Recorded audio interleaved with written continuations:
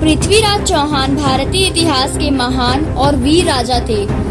वह चौहान वंश के अंतिम हिंदू सम्राट थे जिन्होंने दिल्ली और अजमेर पर शासन किया। पृथ्वीराज चौहान की वीरता, न्यायप्रियता और अदम्य साहस के कारण उनका नाम इतिहास के स्वर्ण अक्षरों में लिखा गया है। उनकी कहानी युद्ध, प्रेम, वीरता और बलिदान की मिसाल है।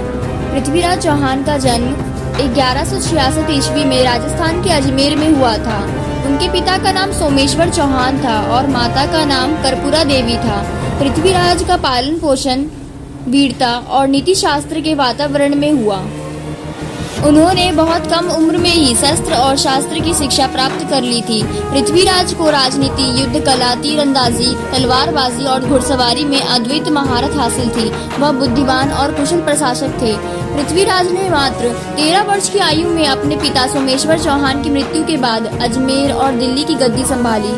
इतने कम उम्र में भी उन्होंने अद्भुत नेतृत्व क्षमता का प्रदर्शन किया। उन्होंने अपने राज्य की सीमाओं की सुरक्षा सुनिश्चित की और प्रशासन को सुदृढ़ किया। उनके शासनकाल में अजमेर और दिल्ली का साम्राज्य समृद्ध था। उन्होंने अपने दरबार में कई विद्वानों और कवियों को स्थान दिया, जिनमें चंद बड़दाई प्रमुख थे, जिन्होंने पृथ्वीराज रासों की रचना की। पृथ्वीराज चौहान कला और संस्कृति के रक्षक थे। उनके शासनकाल में वास्तुकला, साहित्य और कला का विकास हुआ। चंद बड़दाई जैसे कवि ने पृथ्वीराज रासों के माध्यम से उनकी वीरता का वर्णन किया। अजमेर में स्थित अन्ना सागर झील और तारगढ़ किला उनके शासनकाल की महान उपलब्धियां हैं। पृथ्वीराज चौहान की प्रेम कहानी भी इतिहास में प्रसिद्ध है। कन्नौज के राजा जयचंद की पुत्री संयोगिता अपने सौंदर्य और गुणों के लिए प्रसिद्ध थी। पृथ्वीराज और संयोगिता का प्रेम जनश्रुतियों के अनुसार बहुत प्रसिद्ध है।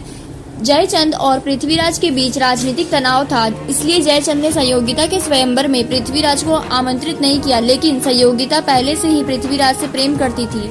जयचंद ने पृथ्वीराज की मूर्ति को दरवाजे पर द्वारपाल के रूप में रखवाया।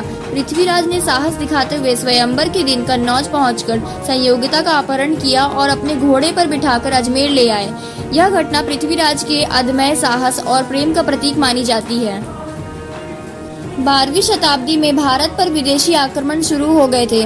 मोहम्मद गौरी ने भारत पर कई आक्रमण किए। पृथ्वीराज चौहान और मोहम्मद गौरी के बीच 2 महत्वपूर्ण युद्ध लड़े गए, जिन्हें तराइन युद्ध के नाम से जाना जाता है। पहला तराइन युद्ध 1191 ईस्वी में हुआ था। 1191 में मोहम्मद गौरी ने भारत पर आक्रमण किया। पृथ्वीराज ने उसकी सेना का सामना किया। युद्ध में पृथ्वीराज चौहान ने गौरी को बुरी तरह से हराया। मोहम्मद गौरी घायल हो गया और युद्ध भूमि से भाग निकला। पृथ्वीराज की इस जीत ने उनकी वीरता का परिचय दिया। दूसरा तराइन युद्ध 1192 ईस्वी में हुआ। 1192 में मोहम्मद गौरी ने फिर से आक्रमण किया। इस बार जयचंद ने पृथ्वीराज का साथ नहीं दिया। गौरी ने रणनीति बदलते हुए रात में हमला किया, जिससे पृथ्वीराज की सेना को हार का सामना करना पड़ा। पृथ्वीराज को बंदी बना लिया गया। मोहम्मद गौरी ने पृथ्वीराज को बंदी बनाकर गजनी ले गया। कहा जाता है कि गौरी ने पृथ्वीराज को अपमानित करने के लिए उनकी आंखें फोड़ दी। इसके बावजूद भी पृथ्वीराज ने हार नहीं मानी। चंद बड़दाई, जो पृथ्वीराज के कवि और मित्र थे, ने गौरी को पृथ्वीराज की तीरंदाजी का कौशल दिखाने का प्रस्ताव दिया।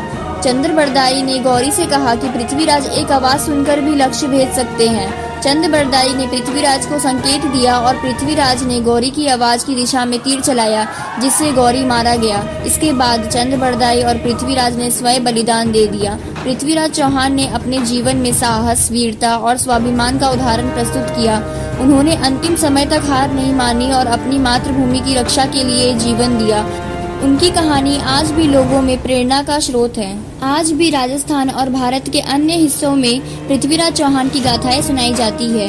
उनके नाम पर कई स्मारक और संस्थान स्थापित है, जो उनकी वीरता को याद कराते हैं। पृथ्वीराज चौहान केवल एक योद्धा ही नहीं, बल्कि एक महान प्रशासक, संस्कृति प्रेमी और न्यायप्रिय राजा भी थे।